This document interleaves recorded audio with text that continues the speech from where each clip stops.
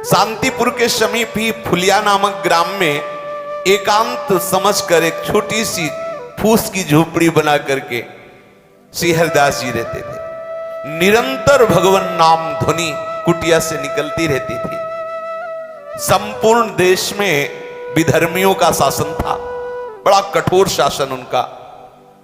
बंगाल में तो विधर्मियों की सत्ता ही थी। वो अपने धर्म पर अत्यधिक जोर देते थे कि हिंदू धर्म के अधिक से अधिक लोग इस धर्म को स्वीकार करें। कोई चू नहीं बोल सकता था उनके फरमान के आगे, ऐसा कठिन शासन। स्थान स्थान पर उनके धर्म का प्रचार हो रहा था। उनके धर्म प्रचार में जरा भी कोई विघ्न अगर उपस्थित कर दे तो बादशाह से उससे सीधे मृत्युदंड, ऐसा भयंकर से भयंकर पीड़ायुक्त दंड दिया जाता था। इधर इस कुल में जन्म होने के कारण और निरंतर नाम रटने के कारण विधर्मियों के हृदय में बड़ी पीड़ा हुई कि हमारे कुल में जन्म लेकर के भी ये हिंदुओं के ठाकुर का नाम जप करते हैं। काजी इनको बहुत कष्ट हुआ। पहले कुछ भेजे कि उनको समझा दो, वो नाम छोड़ दें और कुरान शरीफ के अनुसार वो इस्लाम को स्वीकार करें। वहां कौन सुनने वाला है? जिसकी दृढ़ निष्ठा हो गई उसे कोई हिला नहीं सकता। फुलिया के आसपास पूर्ण शासन मानो एक बादशाह ही हो। गुराई नाम का काजी, बड़ा ही कठोर स्वभाव का, वो हरिदास जी के प्रति तो ऐसा जलने लगा, पूछो मत, ईर्ष्या का ठिकाना नहीं रहा उसके मुख। जब हरिदास जी के मुख से हरिनाम सुना तो जल गया। उसने सोचा कि हमारे धर्म में बड़ा भारी एक कलंक होगा और बहुत से जो धर्म परिवर्तन करना चाहेंगे, इस्लाम धर्म से हिंदू धर्म जाना चाहेंगे, उनका तो साहस बढ़ जाएगा। इनको ऐसा दंड दिया जाए कि कोई भूल करके भी हरि नाम न ले। हरिदास जी का जन्म मुसलमान कुल में हुआ था। वो बस यही बादशाह से जाके कहा कि मुसलमान होकर हिंदुओं के ईश्वर का नाम लेता है, ये कुफ्र है, ये काफिर है, इसलिए इसका कत्ल कर देना हमारे धर्म शास्त्र के अनुसार उचित है। गोराई काजी ने विरुद्ध राज दरबार में अभियोग चला दिया हरिदास जी के ऊपर। राज आज्ञा हुई, तत्काल सैनिक भागे और हरिदास जी को गिरफ्तार कर लिया। मुलुकपति बादशाह के सामने हरिदास जी को पेश किया गया। देखा, दृष्टि में सिंहवत दृष्टि, मुख में नाम, चेहरे पर प्रसन्नता और तेज। एक बार कांप गया बादशाह देख करके हरिदास जी को। बड़ा तेज, बड़ी प्रसन्नता, निर्भयता नेत्रों में, और मुख में उन्हीं के सामने नाम चल रहा है, क्योंकि नाम आशिक, नाम कैसे छोड़ सकते हैं। उसने कहा इनको बैठने के लिए आसन दिया जाए। जहां बंदी बना के ले गया था वहां हरिदास जी को आसन दिया गया। हरिदास जी ने नम्रता पूर्वक मुलकपति के सामने बैठ गए। उसने दया दर्शाते हुए कहा कि आपको देखकर लगता है कि आपको दंड न दिया जाए, पर आपका जन्म मुसलमान के कुल में हुआ। मुसलमान के घर में जन्म होना ये अल्लाह की बड़ी कृपा से होता है। बादशाह ने कहा, और तुम मुसलमान के यहां जन्म लेकर काफिरों का आचरण करते हो, जानते हो तुम्हें नरक मिलेगा, कभी मुक्ति नहीं मिलेगी, क्योंकि कुरान शरीफ के अनुसार चलने पर तुम्हें मुक्ति मिलेगी। हम चाहते हैं कि तुम कुरान शरीफ को स्वीकार करो, हम तुम्हें दंड नहीं देना चाहते, बंद करो हरि नाम लेना, तुम तौबा बोलो, अर्थात गलती स्वीकार करो, प्रायश्चित करो, कलमा पढ़कर मोहम्मद साहब की शरण में जाओ, भगवान तुम्हारे अपराधों को क्षमा कर देंगे और तुम्हें मोक्ष प्राप्त होगा। मुलकपति की ऐसी सरल बात सुनकर हरिदास जी ने हाथ जोड़ा और कहा, महाशय आपने जो कुछ कहा बिल्कुल आप अपने विश्वास के अनुसार ठीक कह रहे हैं, मेरा कोई विरोध नहीं आपसे, क्योंकि हर एक मनुष्य का विश्वास अलग अलग तरह का होता है। जिस तरह का दृढ़ विश्वास होता है उसी प्रकार उसको फल की प्राप्ति होती है। दूसरों के धमकाने से या किसी प्रलोभन से या भय से जो अपने प्रीता को, अपने विश्वास को छोड़ देता है, कैसा विश्वासी रहा, उसे कभी परमात्मा तत्व की प्राप्ति नहीं होती। जो किसी भय से, किसी प्रलोभन से अपनी निष्ठा को छोड़ दे। आपने मुझे मृत्यु दंड का भय दिखाया, मोक्ष का प्रलोभन दिखाया, मैं नाम नहीं छोड़ सकता। यदि मैं नाम छोड़ दूं तुम्हारे कहने से, तब मेरी दुर्गति हो जाएगी। क्योंकि मैं भयवश या प्रलोभनवश नाम को छोड़ दूं तो मैं मान सकता हूं कि मेरी दुर्गति हो जाएगी। ऐसा करने से मैं नरक का भागी बनूंगा। पर मैं भगवान नाम निष्ठ हूं, इसलिए मेरा सर कलम कर दिया जाए तो हंसते हंसते कटवा लेंगे सर, लेकिन नाम नहीं छोड़ेंगे। इनकी ऐसी बात सुनकर के कुछ क्षण के लिए पूरी सभा मौन हो गई। भगवान नाम का प्रभाव, मुलकपति का हृदय पसीज उठा। इनकी वो सरल वाणी, इनका वो तेज, इतना आकर्षण, वो मौन हो गया। फिर थोड़ी देर में बोला कि तुम्हारी बातें हमारी समझ में कुछ कुछ आती हैं, लेकिन ये जितनी बातें तुमने कही ये सब हिंदू फकीरों की है, तुम्हें उचित नहीं है। तुम मुसलमान के कुल में जन्मे हो, तुम्हें मुसलमान के धर्म में ही विश्वास रखना चाहिए। हरिदास जी ने कहा, महाशय बिल्कुल आप ठीक कह रहे हैं। देखो भक्त का हृदय कैसा होता है, मेरा कोई आप पर विरोध का भाव नहीं, किंतु विश्वास तो अपने अधीन की बात नहीं है। पता नहीं हमारे ऊपर कैसे कृपा हो गई कि मुझे भगवान नाम पर विश्वास हो गया है। ऐसा भगवान नाम पर विश्वास नहीं कि किसी के कहने से छूट जाए या किसी भय से छूट जाए। कोई हिंदू ही बना रहे, इस पर आपका कोई जोर, कोई हिंदू मुसलमान बन जाए तो आपका कोई जोर चलेगा। मान लो कोई हिंदू बना है तो आप क्या करोगे? अगर कोई हिंदू मुसलमान बनना चाहता है तो आप उससे सहयोग करेंगे, रोकेंगे नहीं। अगर कोई मुसलमान हिंदू बन जाए तो क्या फर्क पड़ता है? अगर हिंदू मुसलमान बन सकता है तो मुसलमान भी हिंदू बन सकता है। श्री हरिदास जी ने सभा में ऐसा तर्क रखा।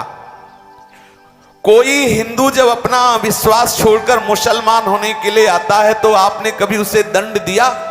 आपके भयवश से, आपके समझाने से कोई हिंदू धर्म का त्याग कर जब इस्लाम धर्म को स्वीकार करता है तो आप उसे क्या कभी दंड दिए कि तुझे अपने धर्म में रहना चाहिए? क्यों नहीं? उसे क्यों नहीं आपने शासन के द्वारा मजबूर किया कि वो अपने ही हिंदू धर्म में रहे? जब हिंदुओं को अपना धर्म छोड़कर इस्लाम धर्म में आने के लिए आप स्वतंत्र मानते हैं तो आपको यह भी स्वतंत्रता समझनी चाहिए कि कोई मुसलमान भी हिंदू धर्म को स्वीकार कर सकता है। फिर आप मुझे कलमा पढ़ने के लिए क्यों मजबूर करते हैं? इनकी ये बात सुनते ही न्यायाधीश चुप हो गया, कोई उत्तर नहीं। गोराई काजी ने देखा यहां तो मामला बिल्कुल उल्टा हो रहा, बादशाह चुप हो रहा, फिर क्या होगा? वो जोर से बोला कि ये सब बातें हमें नहीं सुननी, हमें इनकी ये दलीलें सुननी नहीं है, इन्हें दंड देना है। अगर इनके विरुद्ध कोई कार्रवाई नहीं हुई, ये काफिर है, तो आप समझ लो धर्म की बड़ी हानि हो जाएगी। अधर्म करने वालों को दंड देना हमारा कर्तव्य है। इसलिए बादशाह से कहा या तो एक कलमा पढ़ना स्वीकार करें या दंड भोगना, दोनों में एक पसंद कर ले, छूट देते हैं। बेचारा मुलकपति मजबूर था, इस्लाम धर्म के विरुद्ध कुछ कह नहीं सकता था, काजियों के विरुद्ध न्याय करने की उसमें हिम्मत नहीं थी। उसने गोराई काजी की बात का समर्थन करते हुए कहा कि या तो तुम कलमा पढ़ो और या दंड स्वीकार करो। हरिदास जी ने निर्भीक स्वर में कहा, महाशय मुझे जो कहना था मैंने एक बार कह दिया, भारी से भारी दंड भी हंसते हुए स्वीकार करूंगा, लेकिन हरि नाम नहीं छोड़ूंगा। कितनी बड़ी बात! यहां एकांत में बोल लेना अलग बात है, जब सामने दंड दाता विराजमान है, शासनकर्ता विराजमान है, और उस सभा में ऐसा बोलना बहुत बड़ी हिम्मत की बात है। कोई भी दंड मुझे अपने विश्वास और निष्ठा से विचलित नहीं कर सकता, ऐसा ठाकुर हरिदास जी ने कहा। आप दंड की बात कहते हो, मैं भरी सभा में कहता हूं कि तलवार से मेरे अंग के टुकड़े टुकड़े कर दिए जाएं तो भी मेरे मुख से हरिनाम निकलेगा और कुछ नहीं। जब तक शरीर में श्वास लेने की ताकत रहेगी तब तक हरिनाम बोलूंगा, चाहे मेरे शरीर के टुकड़े कर दो। इस सभा में हरिनाम को छोड़ नहीं सकता, वो आपको जो भावे वो सो करो। हरिदास जी के ऐसे निर्भीक उत्तर को सुनकर मुलकपति किंकर तब विमूढ़ हो गया। वो कुछ सोच नहीं पा रहा था हरिदास जी को क्या दंड दें। उसने गुराई काजी की तरफ देखा। मुलकपति के भाव को समझकर गुराई काजी ने कहा, हुजूर जरूर दंड देना चाहिए, इसे माफ मत करना। यदि इसे दंड नहीं दिया गया तो मनमानी बहुत लोग करने लगेंगे और इस्लाम धर्म के अस्तित्व का ही भाव संकट में पड़ जाएगा। बादशाह ने कहा, मुझे तो नहीं सूझता कि इन्हें क्या दंड दें, तुम ही निश्चय करो इन्हें क्या दंड दिया जाए। गुराई काजी ने जोर देते हुए कहा, हुजूर ये पहला मामला है, इसे ऐसा दंड देना चाहिए कि समस्त हिंदुओं के कान खड़े हो जाएं। कोई भी हिंदू हमारे इस्लाम धर्म के विरुद्ध आचरण न करे और जो इस्लाम धर्म अर्थात मुसलमान जन है वो भयभीत हो जाए कि कभी हिंदू धर्म को स्वीकार न करे। ऐसा कड़ा दंड दिया जाए, किसी की हिम्मत न पड़े। वैसे तो इसे प्राण दंड ही देना चाहिए, पर सीधे साधे प्राण दंड दे देना ये इसके पापों का प्रायश्चित नहीं होगा। गुराई काजी ने कहा, सोचो नाम जापक के लिए इसकी पीठ पर बेत और कोड़े बरसाते हुए 22 बाजारों में ले जाया जाए और इतना मारा जाए कि कोड़े और बेतों की मार पड़ते पड़ते मर जाए, ऐसा इसे दंड दिया जाए, जिससे किसी की हिम्मत नहीं होगी इस्लाम धर्म के विरुद्ध बोलने की। बादशाह ने विवश होकर आज्ञा पाश कर दी। जल्लादों को हुक्म हो गया, कोड़े और बेतों की वर्षा करते हुए 22 बाजारों में हरिदास जी को जान से मार दिया जाए। बांध लिया गया हरिदास जी को, पीठ पर वहीं सामने ही बेत और कोड़े बरसना शुरू हुए।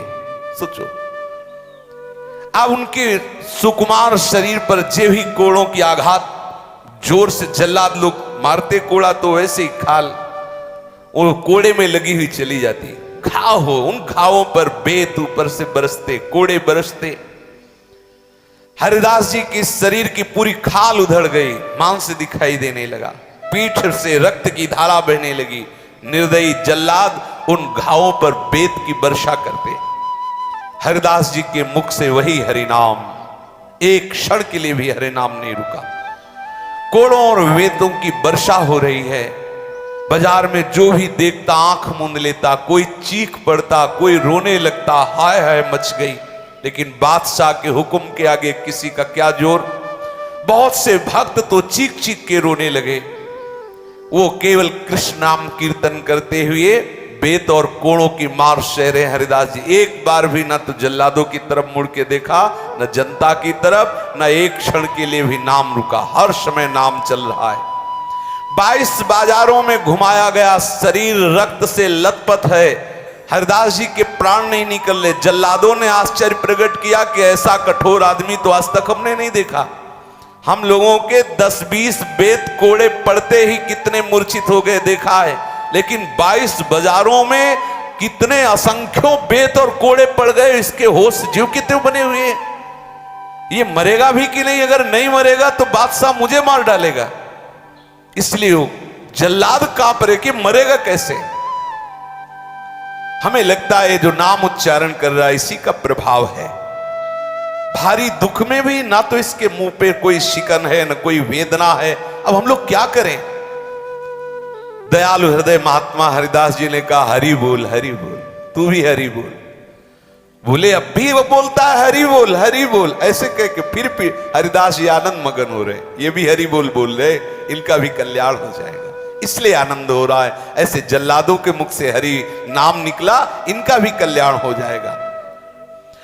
हाथ जोड़कर अश्रु प्रवाह करते हुए हरिदास जी हरि से प्रार्थना करते हैं, काजी, बादशाह और पीटने वाले इन सब का मंगल हो। हे प्रभु, कभी इनको कोई कष्ट ना हो। आप देखो संत का हृदय क्या होता है, नाम जापक का हृदय क्या होता है। प्रभु ये सब भूले भटके हैं, इनके अपराधों को क्षमा करो, ऐसा वो प्रार्थना करते। इतने में ही हरिदास जी की अचेत अवस्था आ गई, मूर्छित हो गए, भूमि में पड़ गए।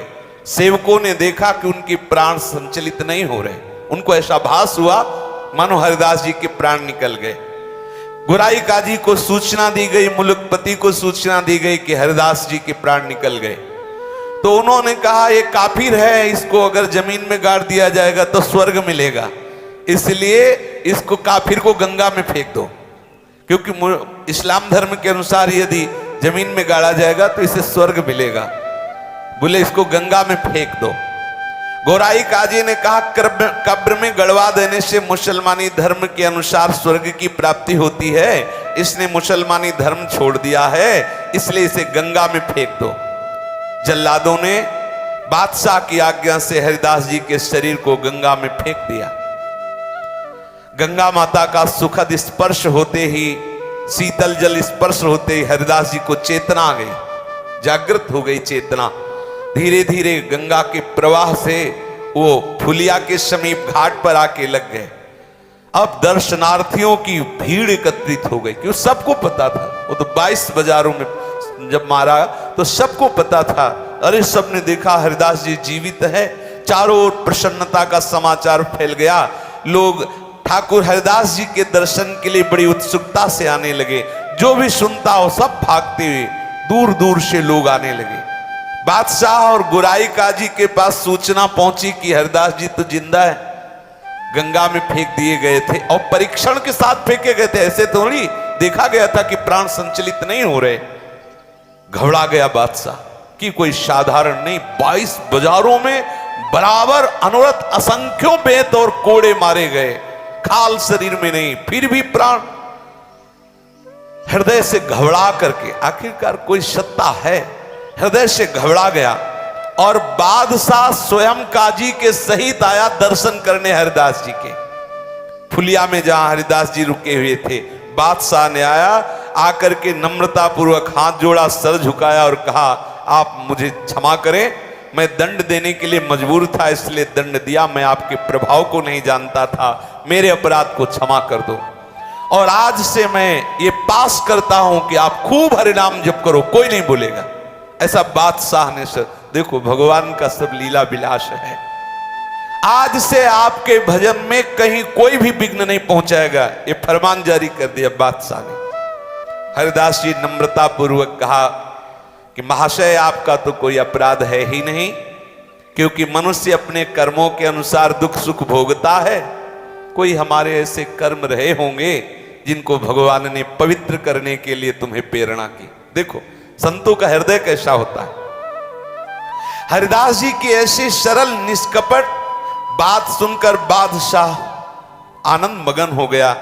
वो हरिदास जी के चरणों में गिरा, बादशाह चरणों में गिरा, फिर वो प्रणाम करके चला गया। अब तो बड़े बड़े वैष्णव सब भाग भाग करके श्री हरिदास जी के समीप आए और दुख प्रकाशित करने लगे। कोई उनके घावों को देखकर फूट फूट कर रोने लगता। हरिदास जी ने उन वैष्णव जनों को समझाते हुए कहा, हे वैष्णव जन, आप सभी लोग भगवत प्रेमी हो, शास्त्र के मर्म को भली भांति जानते हो। बिना पूर्व कर्मों के दुख सुख की प्राप्ति नहीं होती। मैंने इसी जन्म में एक अपराध किया कि मैंने हरि नाम की निंदा सुनी। ये मुझे जो दंड मिला अच्छा मिला, क्योंकि इन कानों से मैंने हरि नाम की निंदा सुनी। यही बोल रहे थे काजी वगैरह, मैंने हरि नाम की निंदा सुनी, भगवान ने अच्छा किया, हरि नाम निंदा सुनने वाले शरीर को पिटवा दिया, अच्छा किया। तो मतलब संत का हृदय क्या होता है ये कोई समझ नहीं सकता। आप वैष्णव जन सब प्रसन्न रहो, मेरे शरीर को बिल्कुल कष्ट नहीं, आपको दिखाई देते हैं घाव, लेकिन सच्ची बताओ मुझे बहुत आनंद हो रहा है। हरिदास जी ने कहा, जिस क्षण प्रभु का विस्मरण हो जाता है उस समय दुख होता है, यहां तो प्रतिपल प्रभु का स्मरण हो रहा है, तो दुख कैसा। ये आपको दिखाई दे रहा है, शरीर में बड़े बड़े घाव दिखाई दे रहे हैं, लेकिन हृदय में मेरे बिल्कुल कष्ट नहीं है। इनके ऐसे उत्तर से सभी वैष्णवजन बड़े संतुष्ट हुए। हरिनाम कीर्तन करते हुए सब वैष्णवजन अपनी अपनी कुटिया को गए। श्री हरिदास जी भगवती भागीरथी के तट पर फुलिया ग्राम के समीप रहने लगे। वहां कौन सी कमी रह गई, जब बादशाह के चरणों में प्रणाम किया तो सोचो कौन सा वैभव उनके लिए दुर्लभ है जो भगवान के चरणों के आश्रित हैं। अब शांतिपुर से अद्वैताचार्य जी नित्य आते हरिदास जी के समीप। आचार्य ने पुत्र की भांति प्यार करते, अद्वैताचार्य जी पुत्र की तरह प्यार करते हो, ये उन्हें पिता से भी बढ़कर मानते। फुलिया के सभी ब्राह्मण वैष्णव धनी मानी पुरुष रोज दर्शन करने आते श्री ठाकुर हरिदास जी के, बड़ा आदर सत्कार करते। अब आप विचार कीजिए किस कुल में जन्मे, नाम का महत्व देखो। सब ब्राह्मण वैष्णव सब आके प्रणाम करते हैं, सब चरण धूल माथे पे लेते हैं। ये नाम की कितना भयानक दंड दिया गया, क्या बिगाड़ पाया कोई? नाम का प्रभाव देखो। वही बादशाह वही काजी आके चरणों में गिरे। श्री हरिदास जी के मुख से सदा हरिनाम निकलता रहता। निरंतर के कीर्तन के प्रभाव से इनके रोम रोम से हरिनाम की ध्वनि प्रकट होती।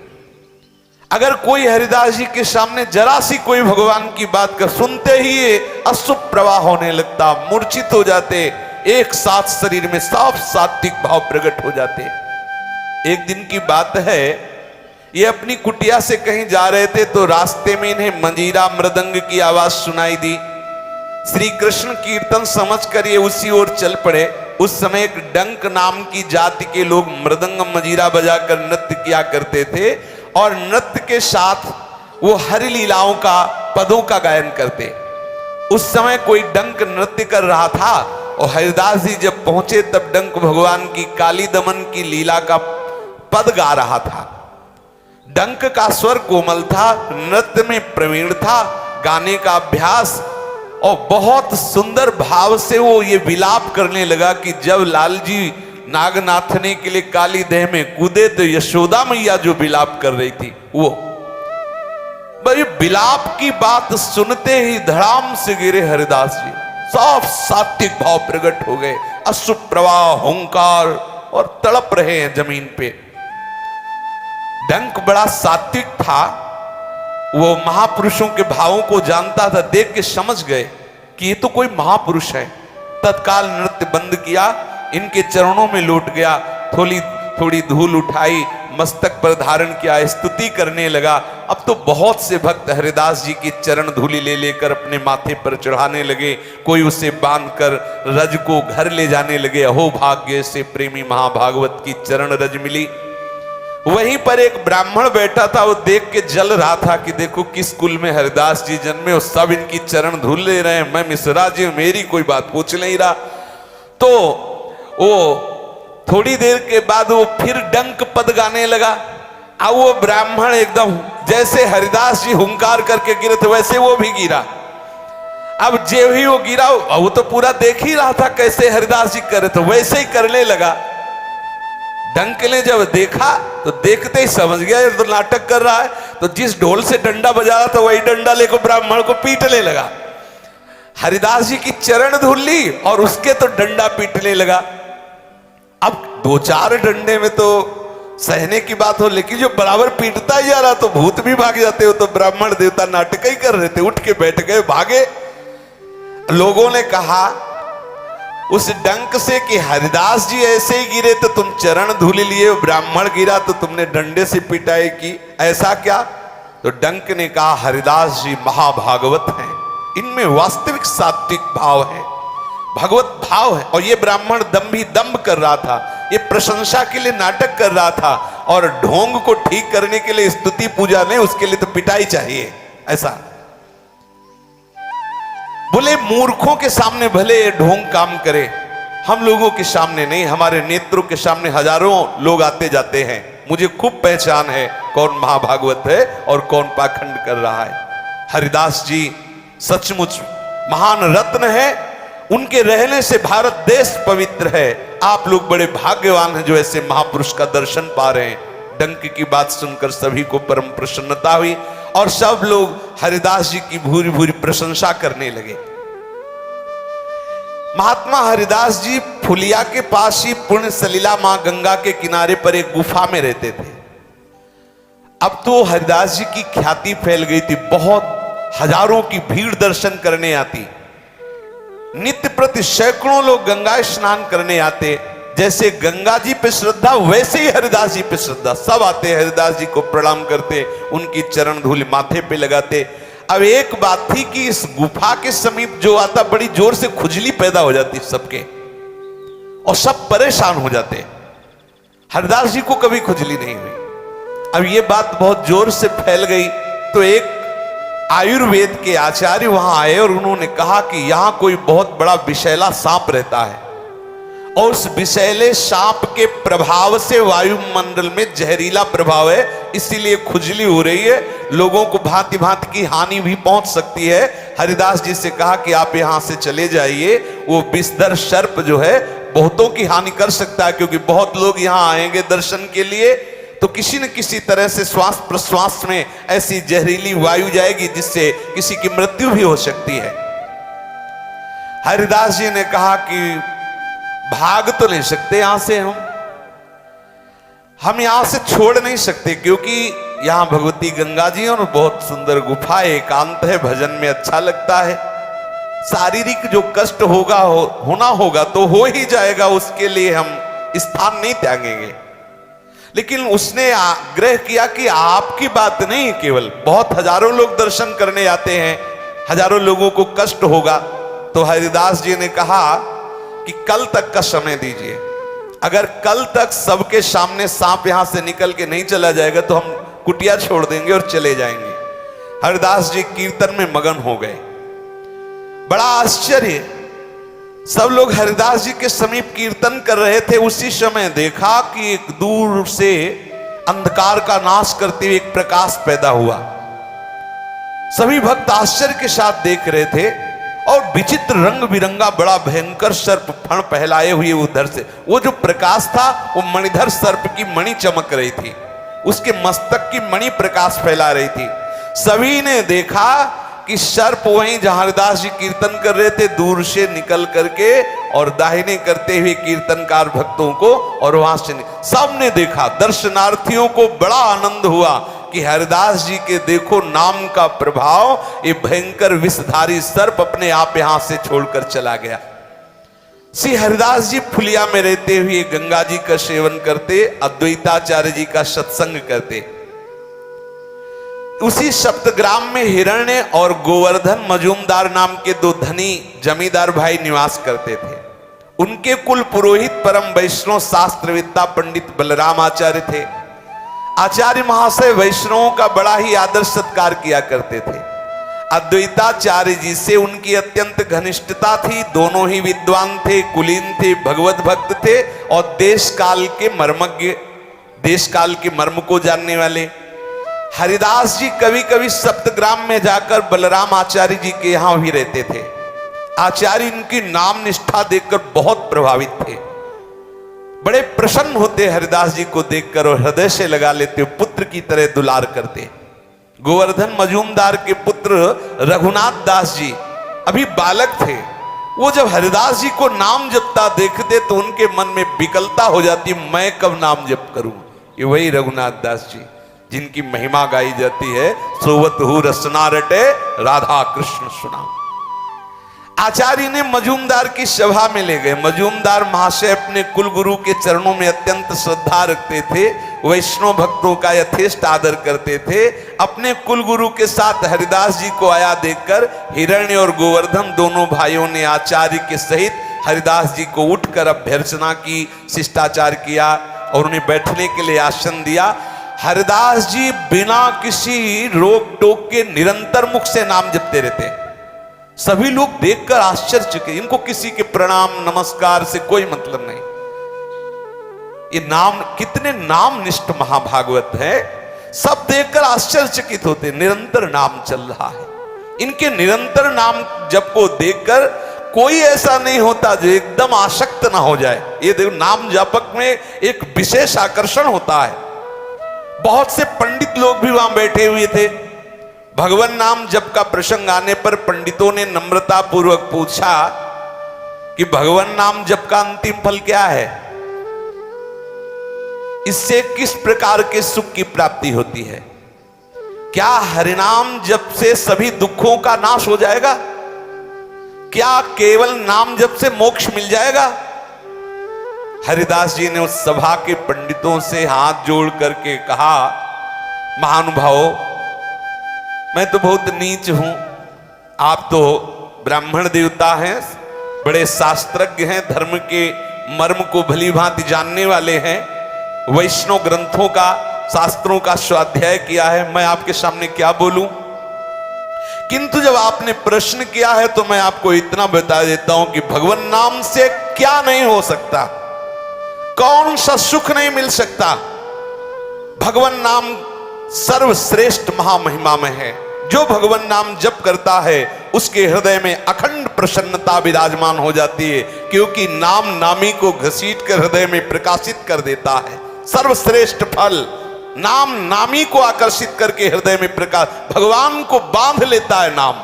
हृदय से कभी जा नहीं सकते जिसके हृदय में नाम चलता है।